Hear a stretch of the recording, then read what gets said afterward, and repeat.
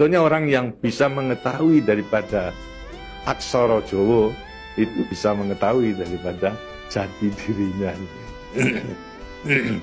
Mau diterangkan ini?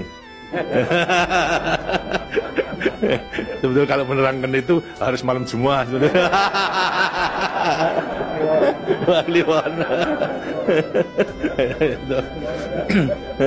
Dan itu namanya ilmu dari nenek moyang kita, terutama dalam rangka menjabarkan mengenai apa namanya Pancasila, Eka Prasida Pancakarsa. Sebetulnya falsafah daripada aksara Jawa.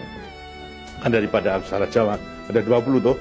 Hono Coroko, Toto Sawolo, Podo Joyonya, Mogo Bodomo, 20 itu.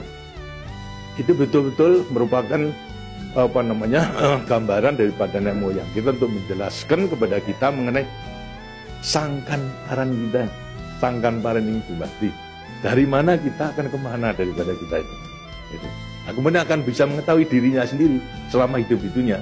Disebutkan Hono Coroko. Ho itu daripada apa? Hono. Itu Hono. Hono ada. No itu daripada apa? Dari wujud daripada Hono. Mulai daripada Gono Legeno. Gono itu belum wujud, belum berbentuk. Apa namanya? Legeno itu masih belum ada sandangan, masih utuh, masih utuh. Itu belum ada taling tarungnya dan sebagainya, masih belum ada sandangan. Terus Hono. Jadi manusia itu memang dilahirkan, diciptakan oleh Tuhan mulai daripada Hono hurip.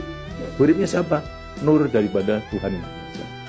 Lantas diciptakan oleh manusia terdiri pada apa namanya? Tanah, kemudian air, lantas apa namanya? Ini Hawa dan juga api. Apa itu? Ya daripada semua tumbuh-tumbuhan yang ada ini. Tumbuh-tumbuhan itu butuhkan dari tanah, butuhkan daripada air, butuhkan daripada matahari, itu pula daripada hawa.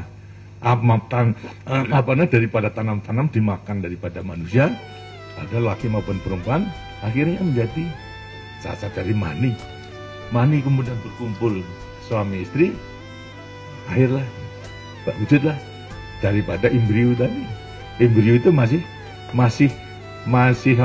legeno, masih gono. Itu mulai nonya itu, terus mulai daripada hurip, kemudian hubungan suami istri mulai timbul daripada gono masing legeno. Legeno. Kemudian lantas setelah itu tumbuh daripada apa namanya embrio tersebut menjadi jabang bayi yang kemudian dilengkapi dengan coroko. Apa itu? Cipta rasa karsa. Coroko. Daya cipta, daya rasa dan karsa. Semua ada.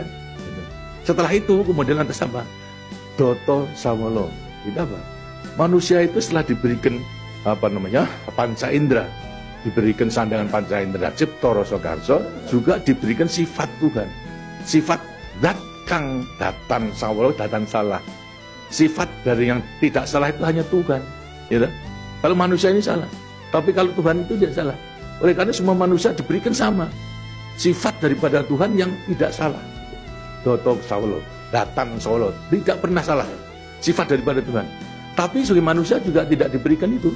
Diberikan sifat yang bertentangan dengan sifat baik, sifatnya Tuhan. Yang jelek. Kalau kita misalnya sabar, kan juga punya hati berangasan. Ya. Nah, kemudian lantas kita jujur. Tempo-tempo juga penipu. Ya. Semuanya diberikan sifat itu, sifat yang bertentangan dengan zat kang datan sawolo. Tahu sama kekuatannya. Dua sifat bertentangan yang sama kekuatannya. Ada pada kita itu kalau kita mengenal. Tinggal sekarang manusianya sendiri.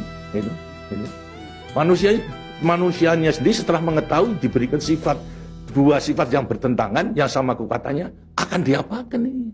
Itu. Lantas sekarang Doto Sawolo, Podo Joyo, Mogo Bodong. Mo itu sukmo, go itu satu.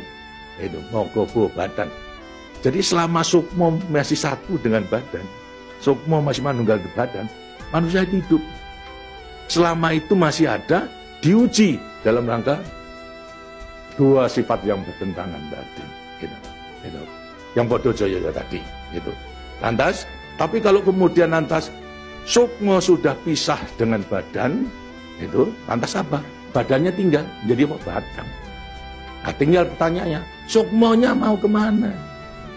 Sokmanya mana? Ya terserah kepada saudara-saudara semua.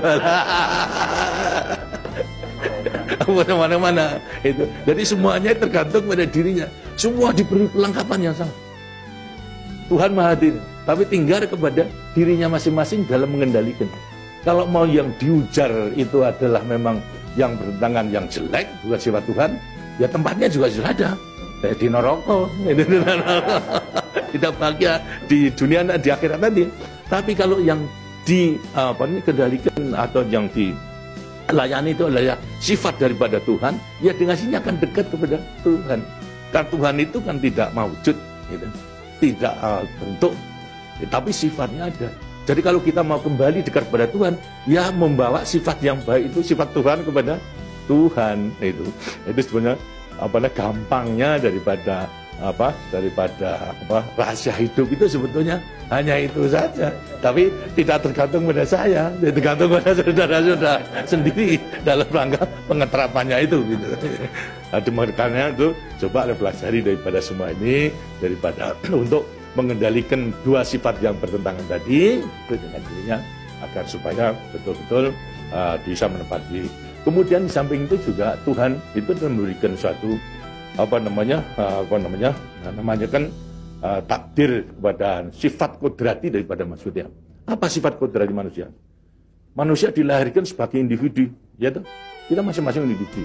Tapi kehidupan kita sejak mulai daripada adanya janin sampai pada mati tergantung pada orang banyak. Jadi kemudian dalam hidup kita di dunia itu hanya memenangkan kepentingan pribadinya sendiri.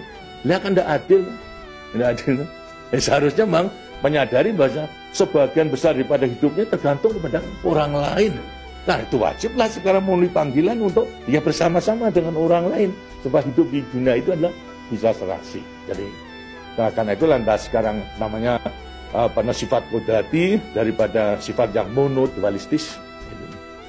Satu tapi kembar dan tapi satu. Ialah sifat individu sama sebagai makhluk sosial. Nah, itu kuncinya daripada penghayatan, pengamalan daripada Pancasila. Gitu. Nah, demikianlah waktunya saya kira sudah.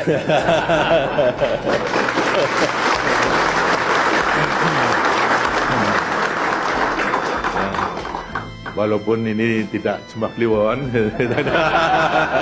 tapi minggu, karena itu sebagai peninggalan daripada ilmu, dari peninggalan yang kita, yang namakan juga ilmu kasunyatan sama sangkan paraning dumadi itu sebetulnya ilmu kebatinan dalam arti bukan klinik. Kebatinan dalam arti mendekatkan diri kepada Tuhan, kepada Tuhan. Dari orang mengatakan itu klinik, itu bukan.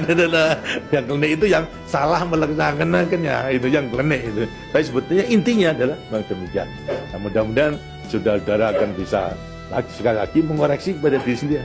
Artinya kasunyatan, lihat kenyataan pada dirimu sendiri. Itu. Bagaimana? Kalau sudah mengetahui, baru nanti akan gampang untuk melentangkan semuanya. Terima kasih. Dan demikianlah daripada penjelasan. Karena itu setelah nanti selesai kembali ke tempatnya masing-masing, mudah-mudahan akan bisa melaksanakan tugasnya dengan sebaik-baiknya dalam kita melanjutkan pengabdian kita pada negara dan bangsa yang sedang membangun ini. Terima kasih. Wassalamualaikum warahmatullahi wabarakatuh.